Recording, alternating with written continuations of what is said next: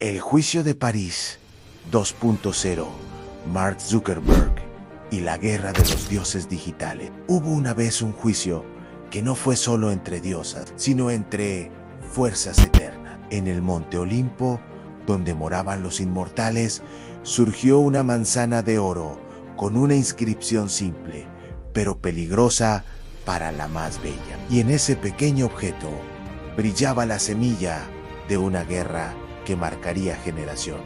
No fue el oro lo que encendió el fuego, aún fue la elección. París, príncipe de Troya, se vio obligado a decidir entre tres diosas en Hera: la del poder, Atenea, la de la sabiduría, Afrodita, la del deseo. Cada una le ofreció un don inmenso, cada una representaba un mundo distinto.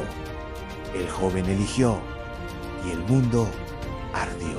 Hoy, milenios después, ese juicio no ha terminado, solo ha cambiado de escenario. El Olimpo ya no está en las nubes, sino en la nube digital. Las diosas no visten túnicas, sino interfaces. Los titanes no rugen, publican.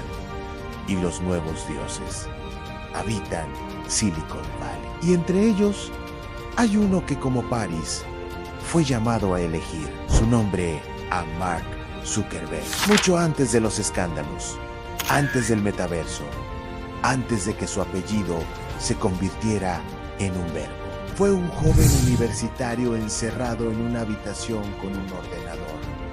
No buscaba fama, buscaba conexión. No quería ser un dios, quería que todos lo fueran. Pero el poder corrompe incluso a los más bien intencionados. Y en su búsqueda, Zuckerberg encontró en su camino las mismas ofertas mitológicas a poder institucional, sabiduría tecnológica y deseo colectivo. ¿A quién le entregaría la manzana? Hoy las diosas siguen entre nosotros. Hera se llama, Apple encontró el acceso, define las reglas, impone el límite. Atenea es Google en su saber, parece infinito. Su lógica domina las decisiones del planeta. Y Afrodita es la red social, el algoritmo que seduce, el scroll infinito, la dopamina inmediata. Meta, Zuckerberg no lo sabía, pero estaba repitiendo el juicio. Y su elección, como la de París, desató una guerra silenciosa, pero poderosa, hecha de actualizaciones, demandas, normativas, boicots. Una guerra donde la privacidad, la atención, la identidad y el tiempo son el campo de batalla, y lo que está en juego eres tú. Cada vez que desbloqueas tu teléfono, cada vez que aceptas una política de privacidad, cada vez que eliges una app sobre otra, tú también entregas la manzana. Tú también participas en el juicio. Este documental es un viaje, no solo a la historia de Zuckerberg, sino a la historia de cómo elegimos, de cómo el mito sigue vivo en nuestras decisiones cotidianas, y de cómo la guerra de los titanes digitales moldea no solo el futuro, sino el presente. Bienvenido al juicio de París, una historia milenaria, una batalla moderna. En lo profundo de la memoria colectiva de la humanidad habita una historia que ha trascendido siglos. Un relato que no solo habla de belleza o rivalidad, sino de algo más profundo en el peso de decidir.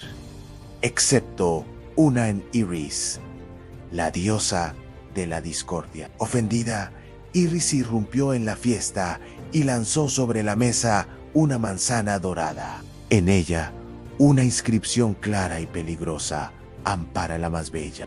Ese relato es el juicio de París, uno de los mitos fundacionales de la antigua Grecia, una historia que encierra en sí misma el poder, el deseo y las consecuencias de nuestras elecciones. Atenea le ofreció algo menos tangible, pero más profundo: inteligencia incomparable, victoria asegurada en cada batalla, sabiduría eterna. Afrodita, en cambio, apeló al deseo en Le ofreció el amor de la mujer más hermosa del mundo, Helena de Esparta. Decisiones que parecen pequeñas, pero que cargan consecuencias inmensas. Elegir entre poder, sabiduría o deseo no es solo cosa de dioses, es parte de nuestra humanidad. Diosa de la sabiduría, la estrategia y la justicia. Y Afrodita, la diosa del amor, del deseo y del atractivo irresistible. Ya no son diosas con sandalias doradas, sino empresas con logos y líneas de código.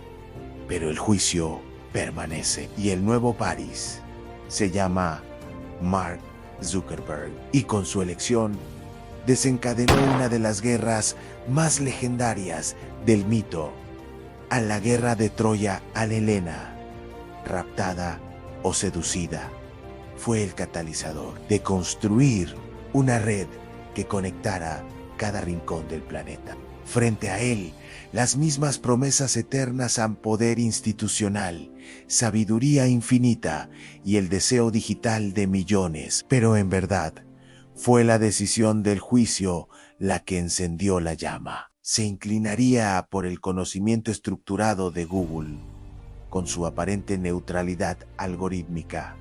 Fue una advertencia. Y en la era de la información, estamos todos viviendo su repetición. Os entregaría al atractivo de la atención, al poder de la viralidad, al deseo codificado que representan las redes sociales. Zeus, temeroso de las consecuencias de tomar partido entre ellas, decidió que un mortal debía juzgar. Todo comenzó con una celebración, la boda de Peleo y Tetis, una unión entre un mortal y una diosa. Todos los dioses del Olimpo fueron invitados. Inmediatamente 3 diosas se proclamaron merecedoras del fruto. Era la reina de los dioses, protectora del matrimonio y el poder institucional. Atenea, ese mortal, fue París, un príncipe troyano de sangre noble, pastor por adopción del destino. A él se le confió la tarea más difícil de su vida: elegir cuál de las 3 diosas merecía la manzana. Cada una, intentando influir en su decisión, le ofreció un don que transformaría su existencia. Hera le prometió un imperio, poder más allá de lo imaginable, gobiernos a sus pies, dominios vastos, respeto absoluto. París eligió con el corazón, no con la mente. Eligió Afrodita. Este mito, aunque antiguo, permanece vivo porque representa algo universal. Cada día, los seres humanos enfrentan juicio. Hoy, en la era digital, el mito resuena con fuerza renovada. Las figuras han cambiado. Zuckerberg no recibió una manzana brillante, pero sí algo aún más peligroso: a la posibilidad de rediseñar las relaciones humanas. Elegiría el orden férreo y cerrado de Apple, que protege pero también limita. El juicio de París no fue una historia del pasado.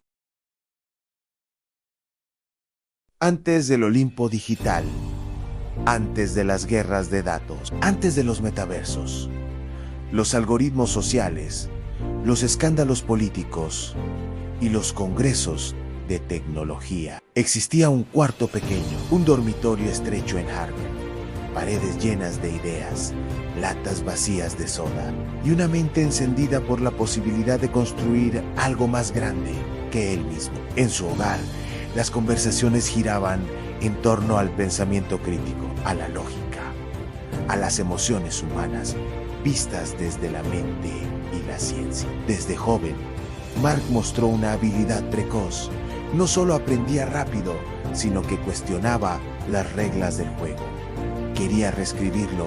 And Harvard no fue solo su universidad, fue su campo de pruebas. Su nombre, a Mark Eliot, una idea polémica, inmadura, pero reveladora. La velocidad con la que se viralizó, el poder de la interacción en red, la emoción colectiva generada por una interfaz, un altar donde los humanos ofrecían sus rostros, sus pensamientos, sus emociones, un lugar donde el deseo era visible, medible, cuantificable.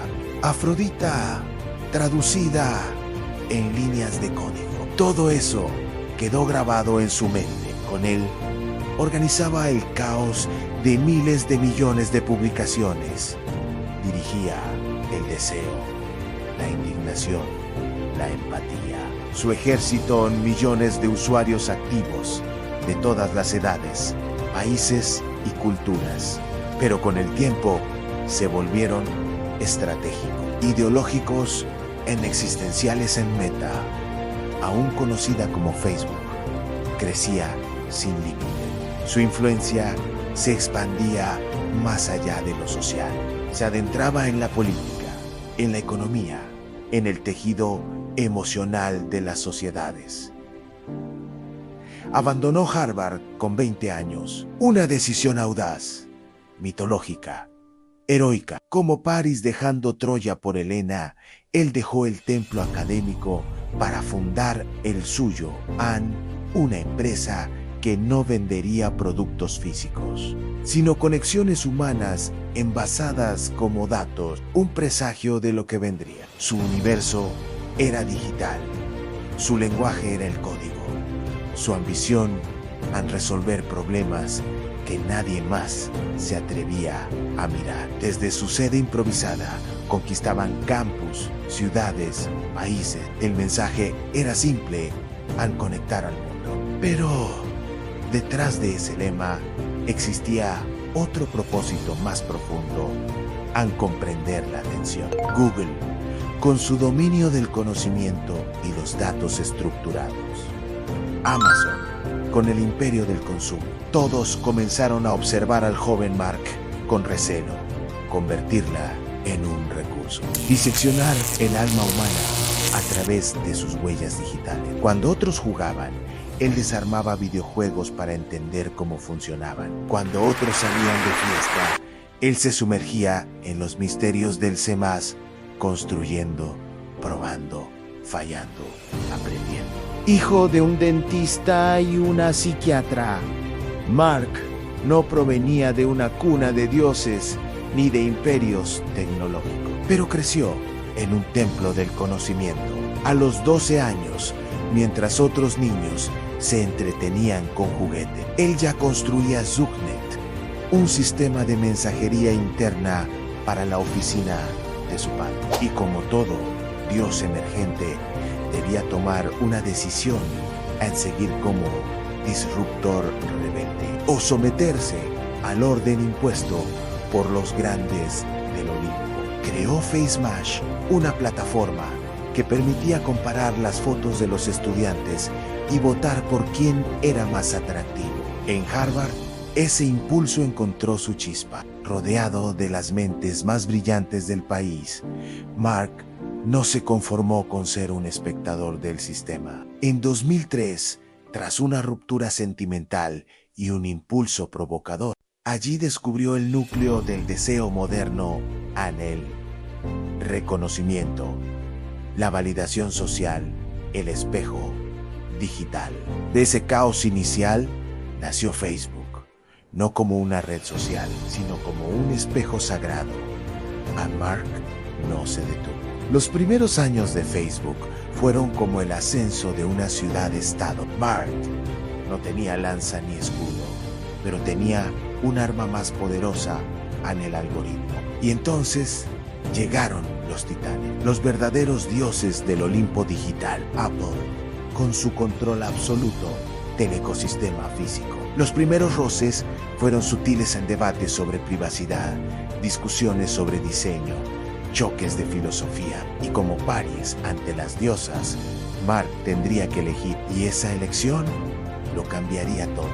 Mark ya no era solo un programador talentoso, era un arquitecto de realidades. El juicio se avecinaba.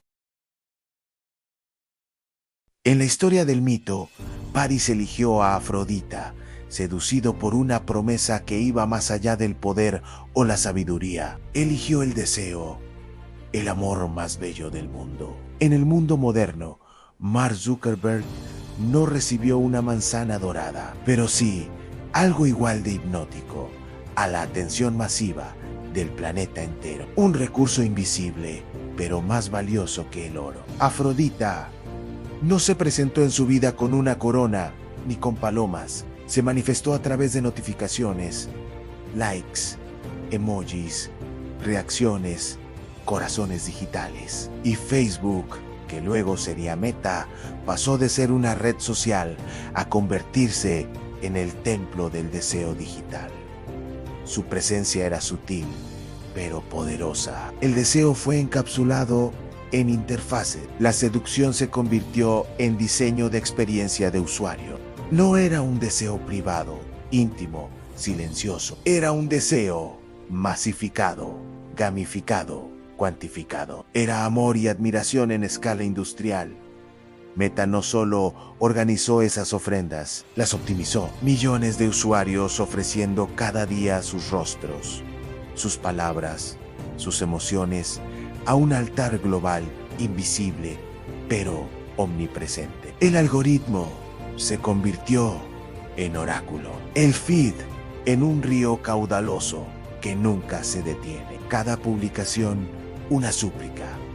Cada reacción, una respuesta divina. Y cada usuario, un peregrino buscando validación, visibilidad, sentido. Eligió la gloria de los clics, el calor de la viralidad, la embriaguez de lo inmediato. Eligió el impacto emocional. Zuckerberg, en su juicio moderno, no eligió el control austero de Hera, ni la lógica reflexiva de Atenea. Eligió a Afrodita, y los frutos de esa elección fueron abundantes. Facebook pasó de los pasillos universitarios a las pantallas de billones. Primero cientos de millones, luego miles de millones. La humanidad conectada no por causa ni por conocimiento, sino por emoción, por la sed de aprobación, por la atracción de ser vistos, comentados, compartidos. Meta se convirtió en el mayor experimento psicológico de todos los tiempos. Un espejo colectivo donde cada usuario proyectaba su mejor versión y buscaba reflejos en los demás. Un simulacro de comunidad, un simulacro de intimidad, una realidad alternativa que ofrecía gratificación inmediata y dopamina constante. Con cada línea de código, con cada test A/B, con cada ajuste de la interfaz, se pulía el arte de mantenernos allí. Pero todo templo tiene su sombra. Lo que parecía conexión era también aislamiento. Todo conspiraba para que el templo de Afrodita digital nunca quedara vacío. Lo que parecía expresión era también vigilancia. Lo que parecía libertad era también diseño persuasivo. Lo que parecía elección era dependencia calculada. El equipo detrás de Facebook no solo observaba, perfeccionaba el scroll infinito, las notificaciones personalizadas, la recompensa intermitente. Y así como Paris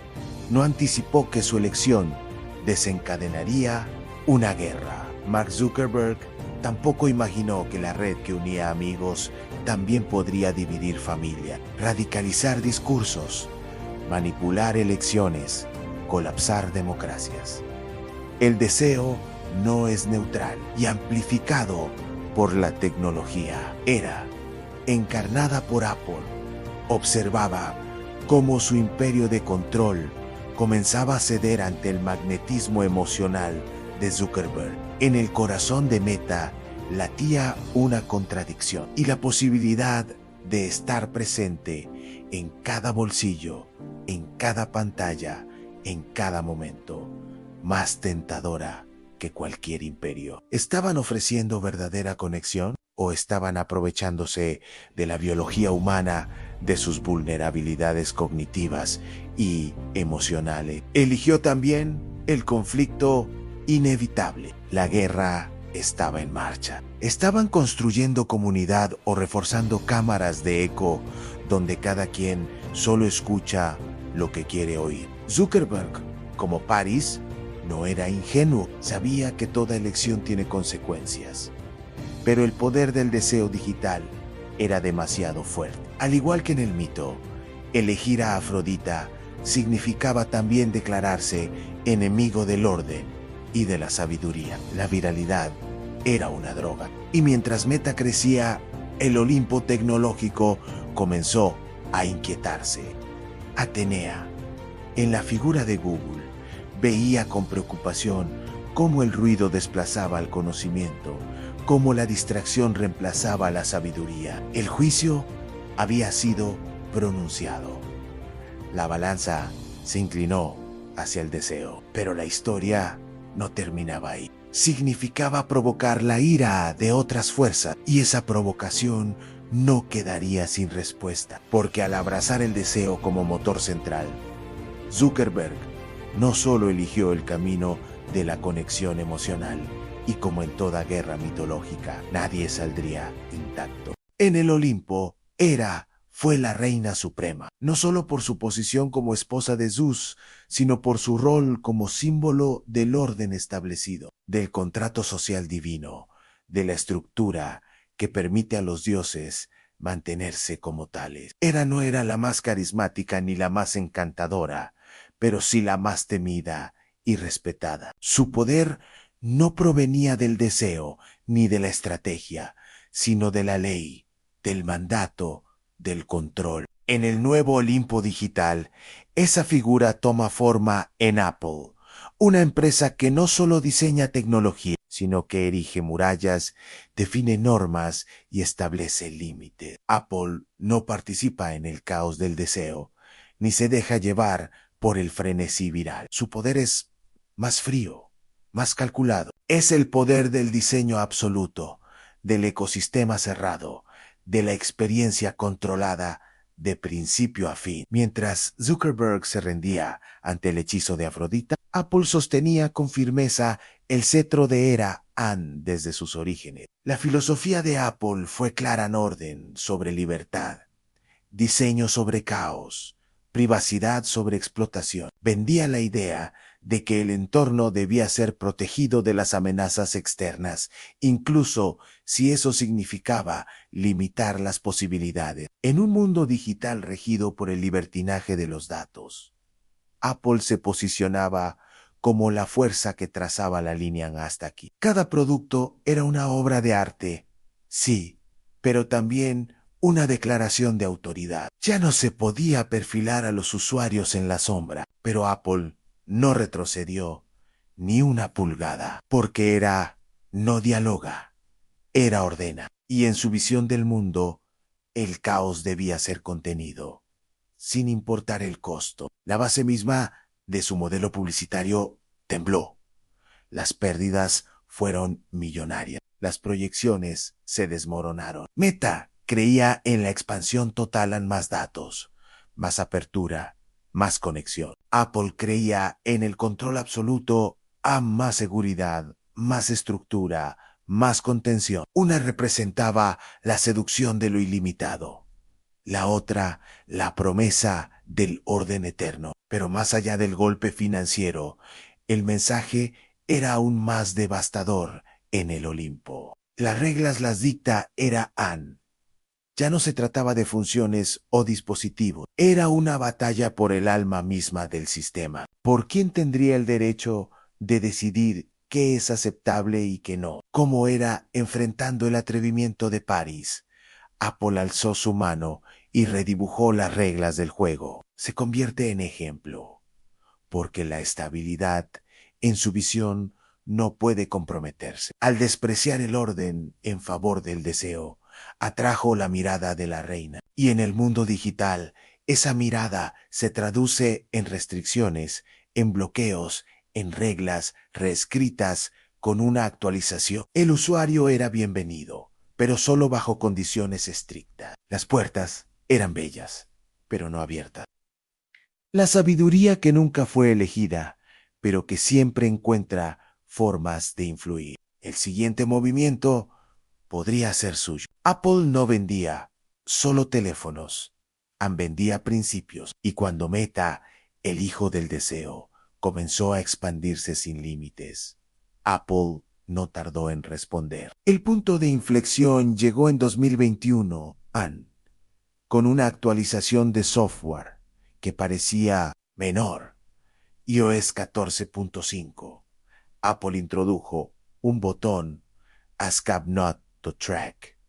Una simple frase, un gesto aparentemente inocente, pero su impacto fue sísmico. Con un solo clic, los usuarios podían negar a las aplicaciones el acceso a su comportamiento, sus preferencias, su alma digital.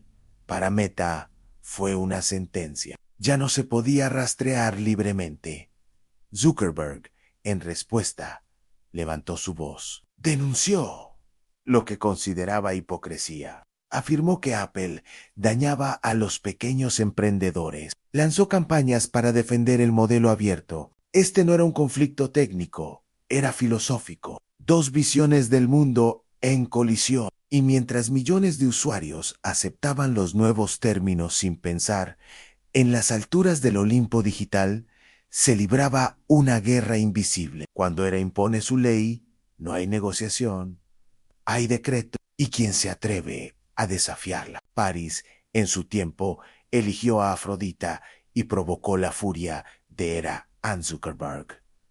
Repitió ese destino, pero el juicio aún no está sellado, porque mientras la guerra entre deseo y orden se intensifica, una tercera figura permanece atenta: Atenea. En el panteón griego, Atenea era la diosa que surgía de la frente de Zeus, armada, completa, nacida de la mente, no del cuerpo. Representaba la sabiduría estratégica, la razón equilibrada, el conocimiento aplicado a la acción. A diferencia de otros dioses impulsivos, Atenea no actuaba por emoción, sino por reflexión. Su fuerza no estaba en la confrontación directa, sino en la capacidad de ver más allá, de anticipar lo que otros no podían prever.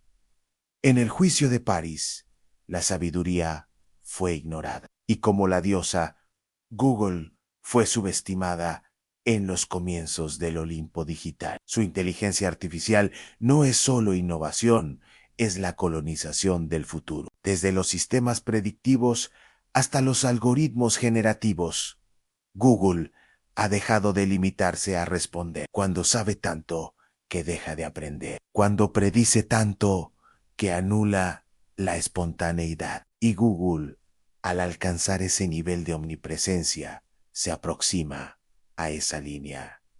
Ahora quiere adelantarse, interpretar intenciones antes de que se formulen, dirigir la atención antes de que el deseo se forme. Mientras los focos estaban sobre las redes sociales y los ecosistemas móviles, Google construía silenciosamente una red de servicios interconectados: Gmail, Maps, YouTube, Android, Chrome, Calendar, Drive.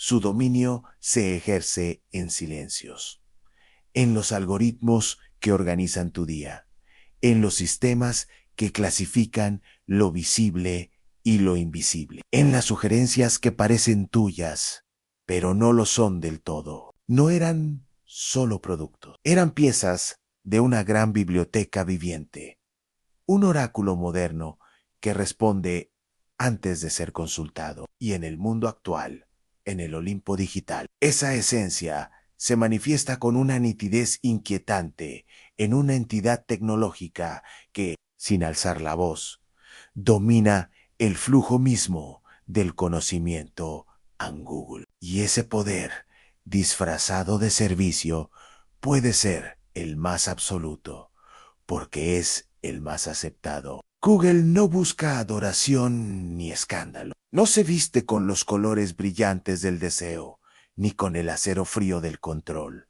Su poder es silencioso, pero está en todas partes. Una fuerza que no necesita gritar para moldear el mundo. Eligió la emoción y pagó el precio. Troya ardió no por falta de fuerza, sino por falta de sabiduría. El mito nos advierte: al ignorar a quien ve más lejos, suele tener consecuencias. En cada búsqueda, en cada sugerencia, en cada predicción que parece leerte la mente.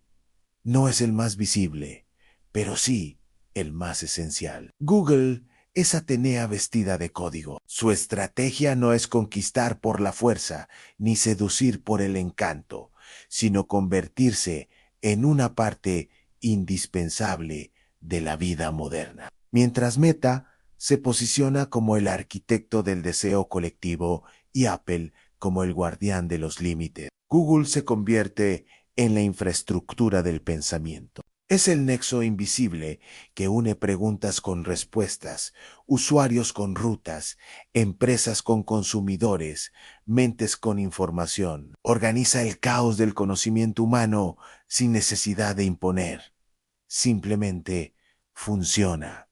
Se vuelve hábito, necesidad, rutina. Pero, al igual que Atenea en el mito, Google no fue la primera elección. Su búsqueda no es solo una herramienta, es una forma de pensamiento. Y esto, aunque útil, plantea una inquietud.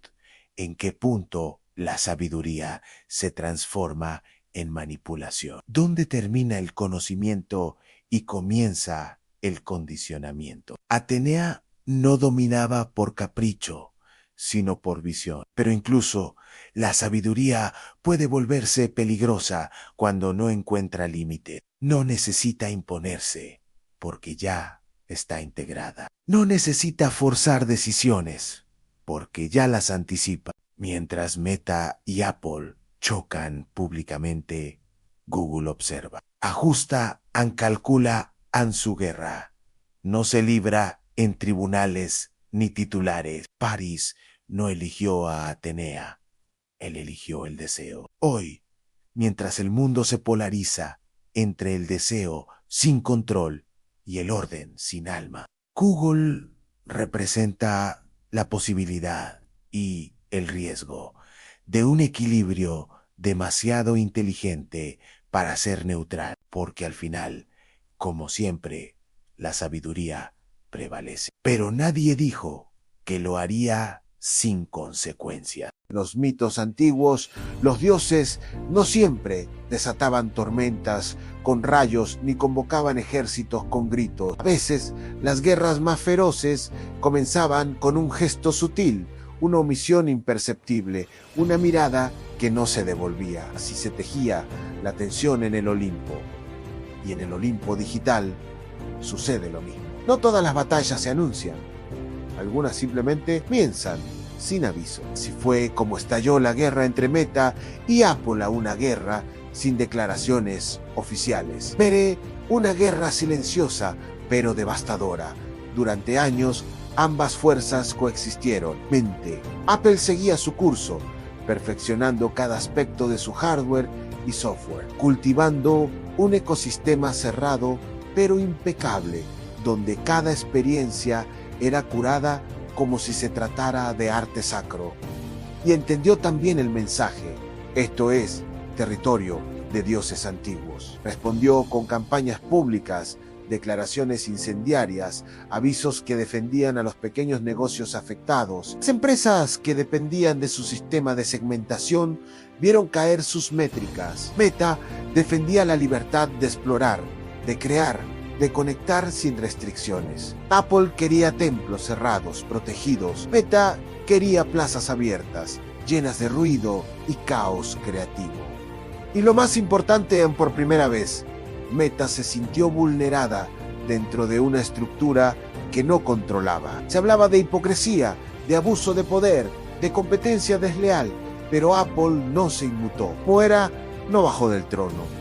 No dio explicaciones, no reafirmó su soberanía, pero comenzó a mover sus propias piezas a patentes de realidad aumentada, adquisiciones estratégicas, rumores cuidadosamente filtrados sobre el desarrollo de nuevos dispositivos. Lo que era una guerra por el alma del ecosistema digital. Trata de decidir quién define el futuro del mundo digital. ¿Será un futuro de jardines murados y experiencias controladas? ¿O uno de expansión sin fronteras, lleno de riesgos y oportunidades? La reina no hablaba, pero planeaba. Maro, ¿por quién tiene el derecho de escribir las reglas que todos seguiremos? Se libra con pantallas, con políticas de privacidad, con interfaces seductoras y actualizaciones cargadas de intención. ¿Por quién, finalmente, merece sentarse en el trono del nuevo Olimpo? ¿Qué mando yo? Apple no lo dijo. Apple no lo dijo. Solo lo codificó en su sistema. Y ese silencio fue atronador. El control de los datos, la propiedad de la experiencia, la autoridad sobre el usuario honestas eran las verdaderas riquezas del Olimpo contemporáneo. Y en ese campo de tensión, el primer disparo no fue una demanda, ni un comunicado. Fue una actualización.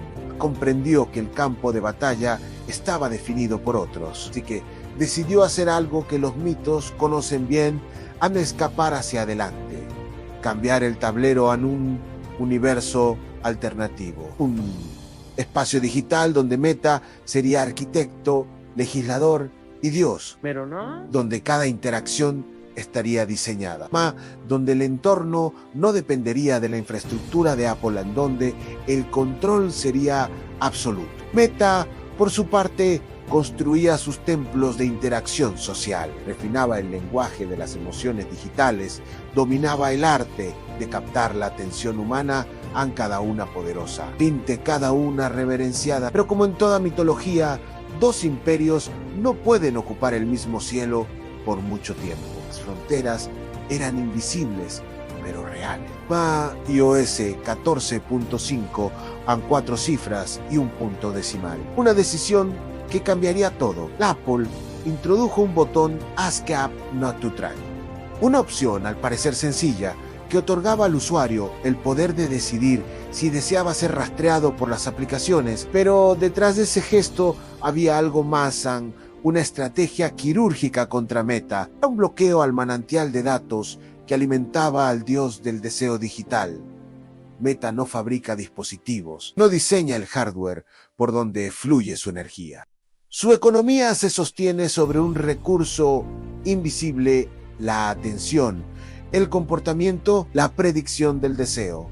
Para ello, necesita observar, aprender, adaptar, necesita rastrear. Como era en su trono, dijo a no más. Zuckerberg entendió el golpe, a Meta reaccionó. Las consecuencias fueron inmediatas. Las pérdidas para Meta se contaban en miles de millones. La eficacia de sus algoritmos publicitarios comenzó a deteriorarse, pero este conflicto iba más allá del dinero, una lucha ideológica. Apple defendía la privacidad como un derecho sagrado. Zuckerberg lo entendió. Y así, el metaverso fue revelado, no como una simple evolución, sino como una nueva creación. El metaverso no era solo una promesa, era un grito, una respuesta a una ruptura. Apple, fiel a su estilo, no respondió con ruido. Mientras tanto, los usuarios seguían desplazándose por sus pantallas, ignorando que cada otoki, cada aceptación de términos, cada interacción era una microdecisión dentro de esta guerra colosal.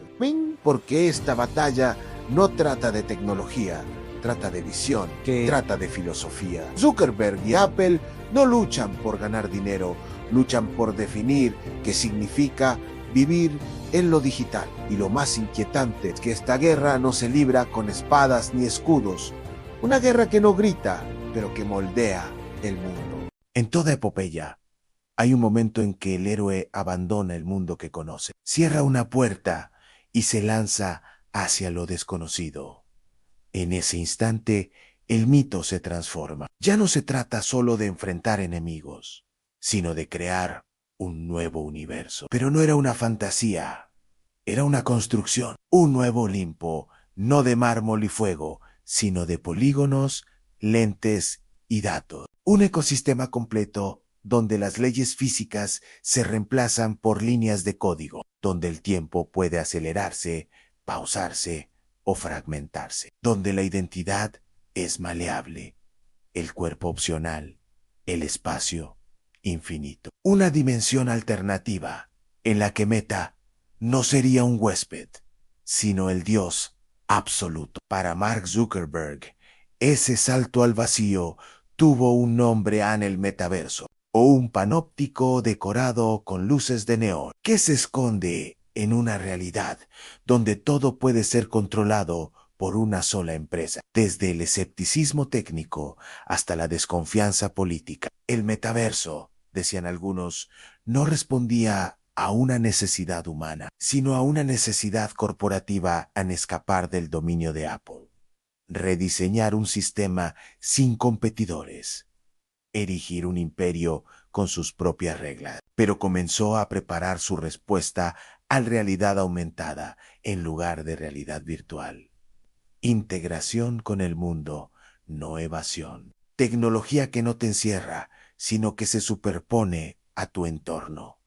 Era, respondió, no con gritos, sino con elegancia. ¿Qué sucede cuando cada interacción, cada gesto, cada palabra dicha en un espacio virtual deja una huella trazable, monetizable, replicable? Todo sugería que la promesa aún estaba incompleta. La palabra sonaba como un hechizo antiguo, un código secreto que prometía otra realidad. Lo reveló como el siguiente paso evolutivo de la humanidad. Un entorno donde trabajar, jugar, interactuar, vivir. La de perderse en el poder de modelar mundos, sin cuestionar su propósito, como Dédalo construyendo el laberinto, sin preguntarse si alguien podrá salir de él, sin límites físicos. El metaverso sería la superación de las redes sociales, de los navegadores, incluso del propio Internet. Es una pregunta abierta, dirigida no solo a programadores y diseñadores, sino a cada uno de nosotros. Sería el nuevo terreno de lo humano. El metaverso era mucho más que un entorno de realidad virtual. Era una arquitectura ontológica. Zuckerberg no lo presentó solo como un producto, pero detrás de esa promesa brillante emergieron sombras. En el metaverso no existen calles públicas. Cada centímetro puede tener dueño. Cada objeto, licencia, cada avatar, un contrato. Meta invirtió decenas de miles de millones de dólares en esta visión. Contrató legiones de ingenieros, diseñadores, antropólogos, filósofos, futuristas. El metaverso no era solo una plataforma, era una religión naciente. Y Zuckerberg, su sumo sacerdote, lo que en el mundo físico es libre, en el mundo digital puede convertirse en propiedad intelectual. Y la pregunta no tardó en surgir. ¿Estamos construyendo una nueva libertad o una nueva prisión? Un templo de posibilidades. La ambición era inmensa, pero la recepción fue tibia. Las críticas llegaron desde todos los flancos. Los usuarios no corrieron a poblar ese nuevo mundo. Los avatares sin piernas, las interfaces torpes, la falta de propósito claro. Y Apple, fiel a su estilo, no atacó directamente. El metaverso quedó, entonces, en un umbral, suspendido entre el sueño y la distopía, entre la utopía digital y la advertencia mitológica. Porque toda creación divina conlleva una tentación ala de convertirse en su propio fin. El metaverso aún no está definido, pero lo que representa ya está aquí. Queremos vivir en un mundo donde todo puede ser reprogramado. ¿O hay algo sagrado en lo físico, en lo tangible, en lo imperfecto? El metaverso puede ser la promesa de un nuevo comienzo o el prólogo de una nueva dependencia. Y como toda creación mitológica, su destino no está escrito por los dioses, sino por los mortales que decidan habitarlo. Toda epopeya, por más épica que sea, no concluye con un punto final. Su desenlace es apenas un respiro antes del siguiente ciclo. Porque los mitos, como las tecnologías, no mueren. Apple sigue sentada en su trono de cristal. Google se expande en silencio, como una red de neuronas invisibles. Ya no es un súbdito, es un ciudadano digital anuno que exige, que cuestiona, que no quiere ser perfilado rastreado, monetizado, que exige transparencia, que habla de soberanía digital, que no acepta sin preguntar. Amazon calcula, distribuye, coloniza. Microsoft no solo observa, sino que prepara su ofensiva con inteligencia artificial como lanza y escudo. Cada dios moderno mantiene su aura, pero ninguna deidad es intocable a no técnica. Filosófica en existencial, queremos un futuro gobernado por la eficiencia sin alma, por algoritmos que optimizan sin ética, por plataformas que predicen antes de preguntar. ¿O queremos construir un ecosistema donde la tecnología amplifique lo mejor del ser humano, no lo reemplace? Porque algo profundo ha comenzado a agrietar los cimientos del Olimpo. Un Olimpo que ya no pertenece exclusivamente a los dioses, que empieza a democratizarse, a abrir sus puertas a nuevas divinidades en cooperativas de software, proyectos descentralizados, redes humanas que usan la tecnología para empoderar, no para dominar, pero con ella también ha llegado la responsabilidad, porque ese fuego no es neutro. Y cuando eso ocurra, cuando el mito se reinicie una vez más, serán las decisiones de hoy las que definan el nuevo relato. O consumir, an puede curar, o manipular, puede liberar, o controlar. En nuestros teléfonos, nuestros relojes, nuestras gafas, en nuestras decisiones diarias, en cada clic, en cada consentimiento que otorgamos o negamos. Todo depende de quién lo sostenga y con qué propósito. Se reinventan, se regeneran, cambian de forma, de piel, de lenguaje.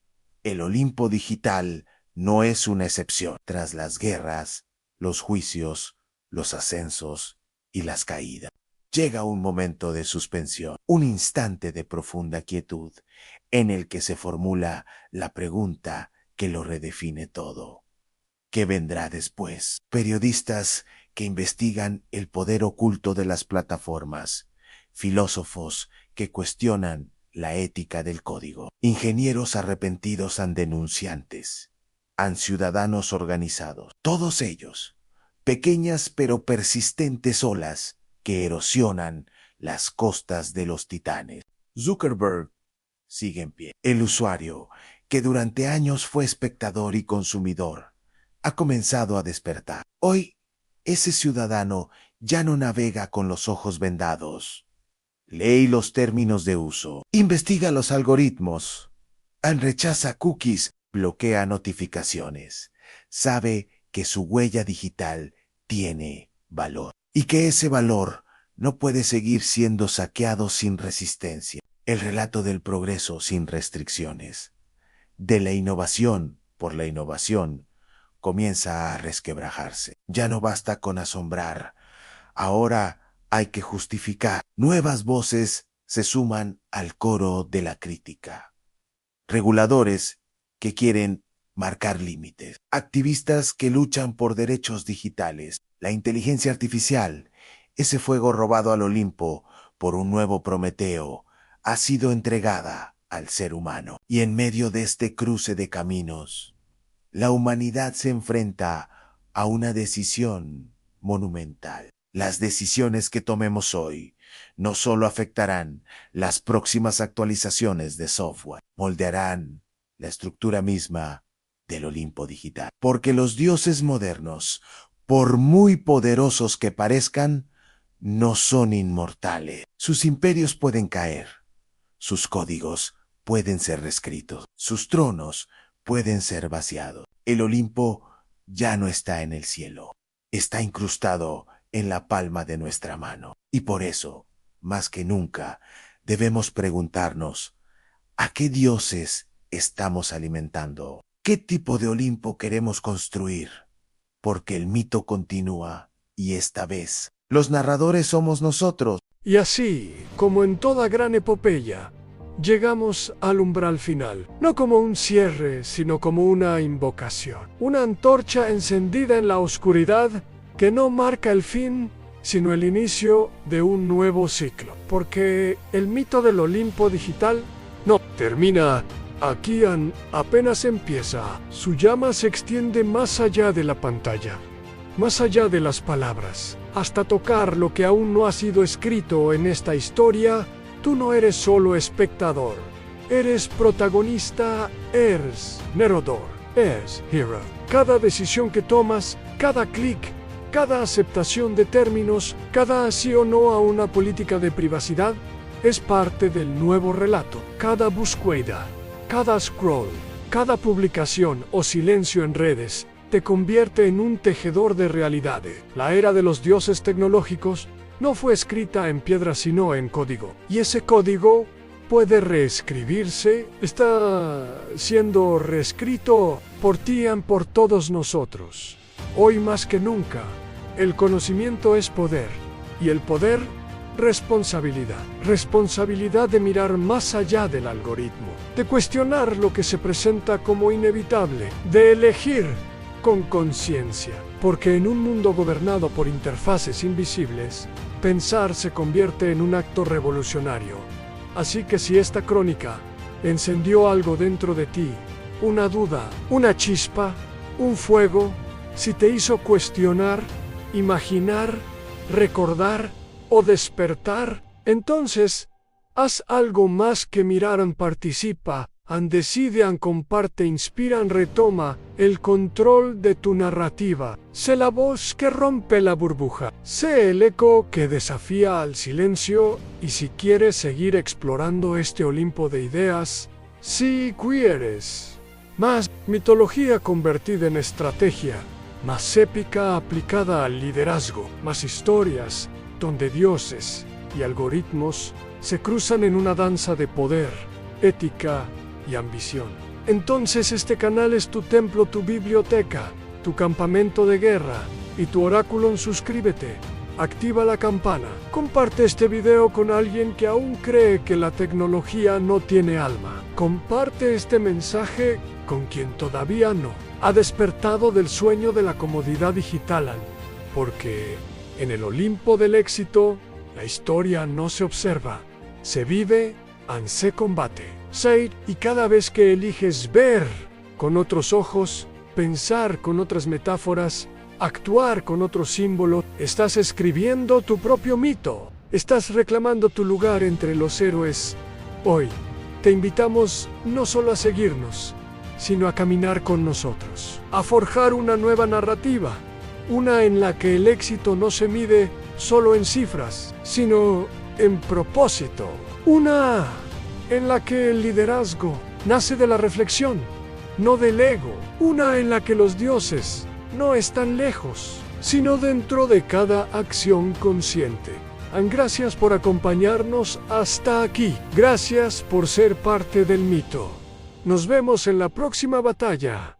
Nos vemos en el próximo.